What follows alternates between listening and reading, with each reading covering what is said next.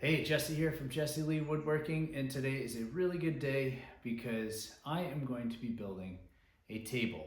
And this one is super special to me because, well, these are some of the trees that I cut down on my property last year. So if you've seen one of my other videos, I cut down a huge red oak that was in my backyard.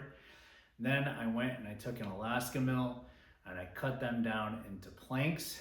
And then over the last winter, they've been now sitting and drying, air dried, for about 9 months now. So now I'm here in the springtime. It's a perfect time to kind of start looking just to make sure that everything is ready. I've checked the wood. Everything looks like it's come down to about 13-15% moisture, which is pretty much exactly where I want it to be. So now is the time to start building this table. This is going to be a farmhouse style table, and it's going to be massively heavy. So the top is going to be made out of red oak, and the legs are going to be made out of old post and beam 6x6 railroad ties. So I have a lot of work ahead of me. This is a bit of a bigger build than most of my equipment, so I have to kind of resource a few different tools and tricks and techniques, but this should be fun as hell. So behind me, these are the planks that I had milled last year. These are about 2 inches thick, a little bit more. And again, because this is using Alaska mill, not everything is perfect. So the first thing I have to do is get these boards squared up. Then I have to plane them down. And this is going to be a pretty thick tabletop. It's going to be just about 1.9/16 inches. Maybe 1.5 inches. I haven't quite narrowed that down yet, but definitely at least 1.5 inches thick. And so once I get that done, this is generally what they're gonna look like. I've already started on a couple of pieces. Basically, one was to test and the rest are just to see how good of a grain and a good quality that I could get. Now, I don't have a lot of options, and my customer / my father knows exactly what that is. But this is a farmhouse style table. It's supposed to look kind of cool. It's also supposed to look a little bit raggedy. It's not going to be a perfectly clear countertop, and this is one of those examples. So this one has a couple of knots. It does have a little bit of a split here at the end, and obviously that's just from the drying process, but I'm gonna put a nice bow tie in there and make it look kind of cool and fancy. But here's the general outlook for what it looks like on the top. It's super chunky. This thing weighs probably about 40 pounds, just this one slab. So I need 4 of these. It's gonna be 5 feet long and 40 inches wide, and it's gonna sit about 30 inches high. So here's one of the pieces that I already did. I already did 2 other ones as well. One was the center of the board.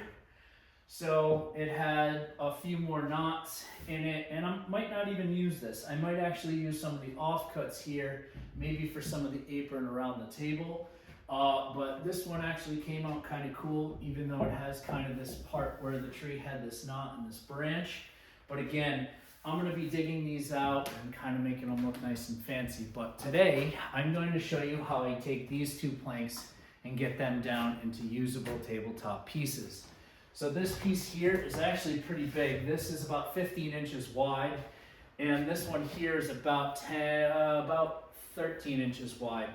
Now I have to get rid of the pith and obviously the edge here. This is not a live edge table, so I'm going to be using square cuts. So the first thing I'm going to do is square this thing off, get this thing cut the length. Then I'm going to show you how I set it up on my planer. So let's go ahead and get started, and let's see how this thing comes out. All right, so I got this thing laid down, and all I'm going to do is basically find out how I'm going to lay out the piece that I want to cut for my slab. Now, what I plan on doing is joining together about 4 10-inch boards. And the reason I'm not keeping these super wide is because you can see my planer is right here. This has a maximum width of 12 inches. I'm not going to max it out. Red oak is, super hard, super tough. I'm really not trying to kill my machine, but also 4 pieces will make it look really nice, kind of symmetrical. So that's what I'm going to do. But until I get it ready to perfectly square up all of the sides and make everything clean for when I join them, I'm going to make these 11.5 inches wide just to give me plenty of space because like I said, things are a little bit crooked, and until you plane them out, you really don't know how much you need to cut off of each side to make everything square. So I'm going to do 11.5 inches. So I have one side cut here for my track saw, and then I have another line here basically for where I want my line to be. So I'm gonna follow this down, and this basically gives me a square cut on the edge of this board while keeping the grain basically as straight as I can. And again, this is a natural tree growth here, so it doesn't go perfect to have everything align. And again, that's kind of the fun of cutting your own wood and using what you find and making something pretty awesome out of it. So now I have basically the piece laid out. Here's going to be my line for this. So here's my square cut on my board.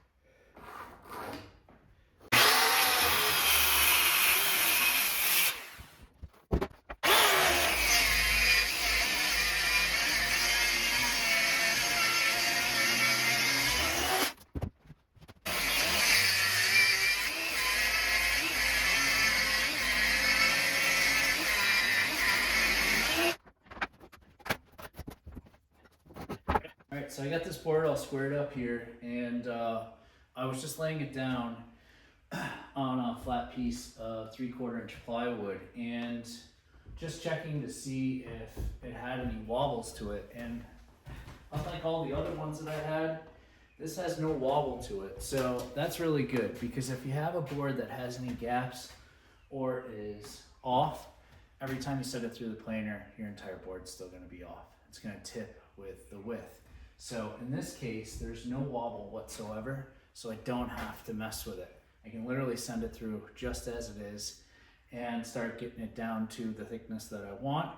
So I'm aiming for 1 inch and 9/16, and I'm going to tell you, I already have two 50-gallon buckets filled up just from the 3 pieces that I did earlier. So it generates a lot of dust, a lot of wood chips. Take your time.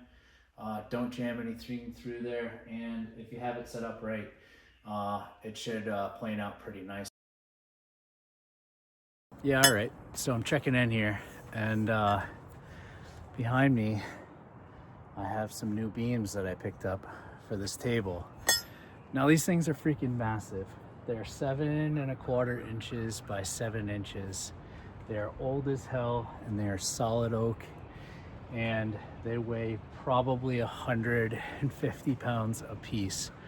I have 2 7-foot lengths. This was actually a solid 14-foot beam that I've now cut down in half, and this is going to be the basis for the legs that I'm going to make for the table. But before I get started and start cutting any of this, I'm going to denail this. Now this part really is quite a long process. You try to go through. If you have a magnet, that works really well. If not, wherever there's a small rust spot, there's likely a nail in there. And if you don't find it, then your saw will. So I learned that lesson with my chainsaw, and then I switched over to the reciprocating saw because the blades actually hold up really well. But the point here is, this is pretty much at the limits of all of my machines and tools.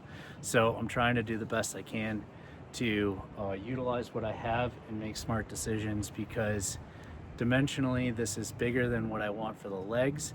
Plus I need pieces that are going to go on the apron. So I really have to take my time, make sure that I know exactly what pieces I'm going to be cutting, because if you see along here, these are all notched, likely because this was a supporting beam, and these carried a lot of the joists from whatever barn or house this used to hold up. So the legs will have likely these cutouts, but that's also the point. So right now I'm gonna just do a quick video on denailing this, and then we'll start getting this down into manageable pieces to start planing down, sanding, sizing.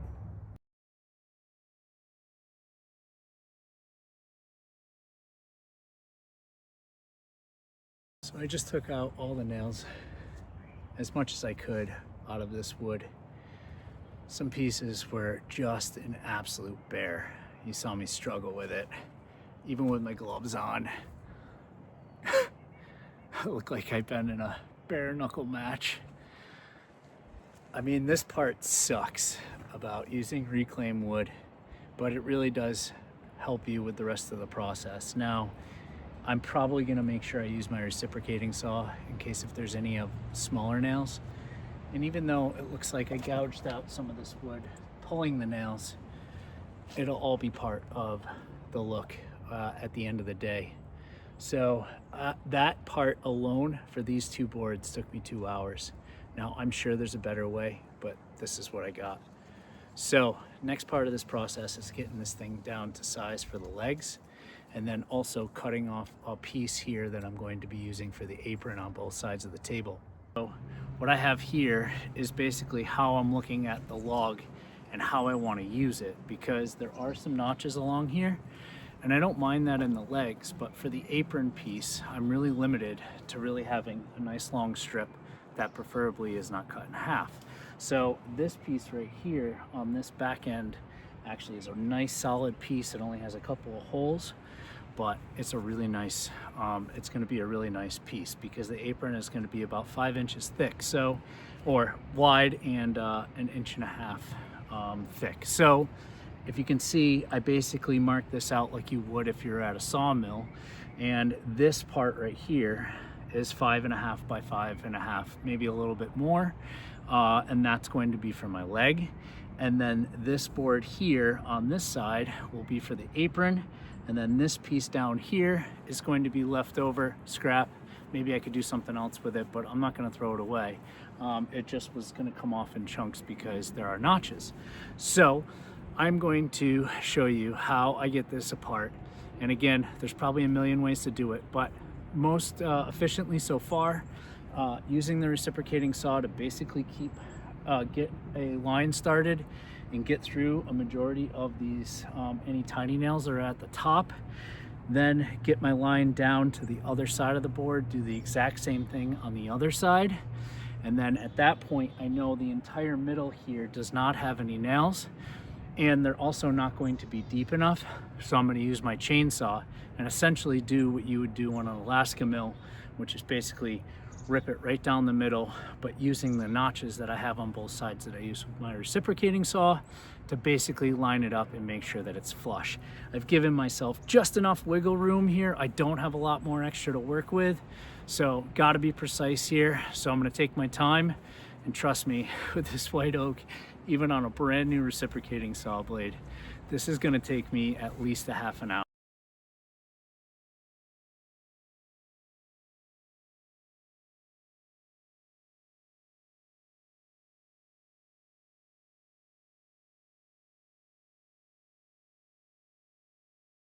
I'm not going to show you how I cut every single piece because it's a pretty long process here, but you get the general point of it here.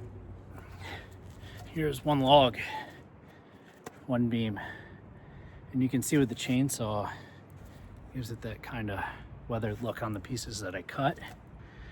And then this is going to be the sides that aren't, and you know, I have some nail holes here, so I will be able to wash this, sand it down, get everything a nice neutral color, all the same, while still keeping this with this cool little notch here at the top. But I wanted to point out here on this log, if you can see all these little tiny holes, and if you dig them out, they're little straight tunnels. So these are likely carpenter ants. And if anybody knows carpenter ants, they can do a hell of a job. They typically bore a line right along the edge, but even in something like this white oak, it's gonna take them a long time to get through it. It's pretty insane how hard this piece of wood is, but you can also see the end grain here. I mean, this is just really old, slow growing rings. So this thing is going to be rock solid. So I have 2 of these now, And now I gotta start this process all over again for one more log. And then once that's completed, then I'll be able to start putting this table together.